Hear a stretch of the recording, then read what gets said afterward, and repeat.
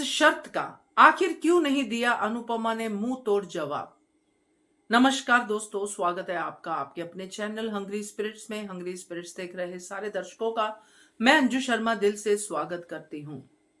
आए तो थे शाह परिवार वाले अनुपमा को लीडर बनाकर परी को माफी दिलवाने, मगर यहां पे माही ने पूरा का पूरा सीन अपनी तरफ कर लिया। सीन ऐसा बदला कि वसुंधरा कोठारी ने परमिशन भी दे दी और शर्त भी रख दी।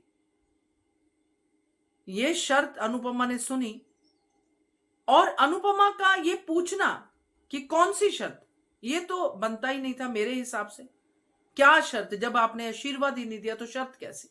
बट अनुपमा ने पूछा और माना भी, क्योंकि मानेगी अनुपमा आगे। तो बात करते हैं कि इस बात का मुंह तोड़ जवाब तो बनता था, क्योंकि बहुत सुना था अनुपमा ने वसुंधरा कोठारी की इन तानों को, इस कड़वी बातों को, मगर एक कड़वी बात तो अनुपमा की तरफ से भी बनती थी और जेन्युइन होती।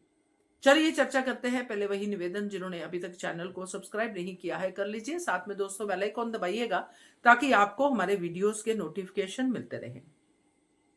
अनुपमा के हिसाब से और सबके हिसाब से, जो भी गौतम को जानते हैं, माही गलत कर रही है। गौतम से शादी करना मतलब सुसाइड करना है माही के लिए, और अनुपमा ने नहीं दी परमिशन, इस उम्मीद के साथ कि वसुंधरा कोठारी और पराग कोठारी मना कर देंगे। उसको लगा कि ये लोग मना कर देंगे। उसने पराग कोठारी की तरफ देखा भी कि मना कर दो, मगर वसुंधरा कोठारी को किसी इंसानी जान से कुछ फर्क थोड़ी पड़ता है। वो तो अपनी पोती तक को बिजनेस के लिए दाव पे लगा सकती है, तो माही चीज ही क्या है? ये बात क्यों नहीं सोची अनुपमा ने? प्रार्थना अब तक जुल्म सहती रही, क्योंकि गौतम जी बिजनेस में हाथ बटाते हैं, गौतम जी बिजनेस को वहां पे लेके जाते हैं। तो जब ये वसुंधरा कोठारी का करैक्टर है जो अनुपमा को ऑलरेडी पता है, तो वसुंधरा कोठारी की तरफ ये बॉल जब चली गई, अनुपमा ने भेज दी कि अब वही तेरा फैसला करेंगे, मैं कौन होती हूं, तेरे ससुराल वाले जो कहे वो कर।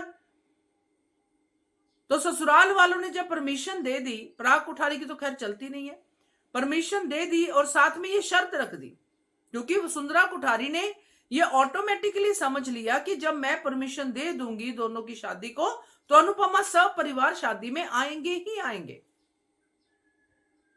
क्यों आएंगे भाई?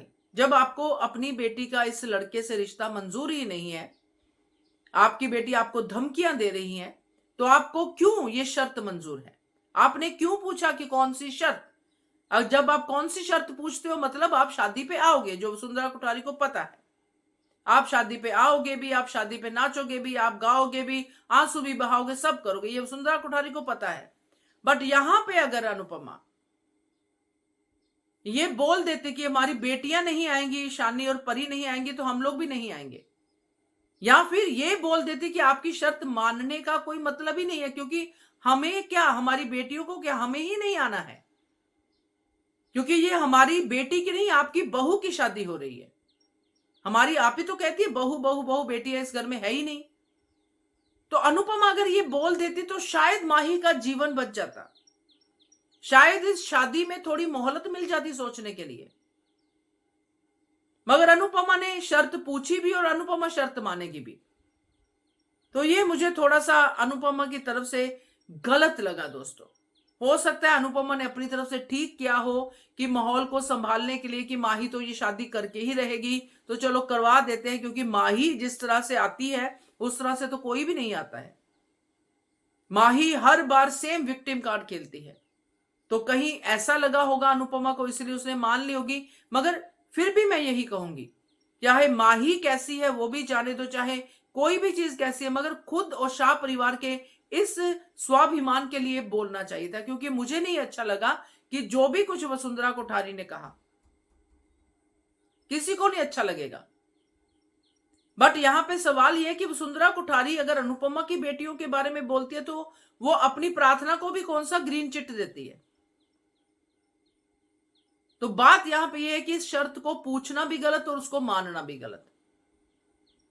जवाब बनता था, नहीं दिया अनुपमा ने। आपका क्या कहना है? मैंने तो अपनी बात कह दी है, आप बताइएगा, कमेंट कीजिएगा। देखते रहिए channel Hungry Spirits. Thank you so much.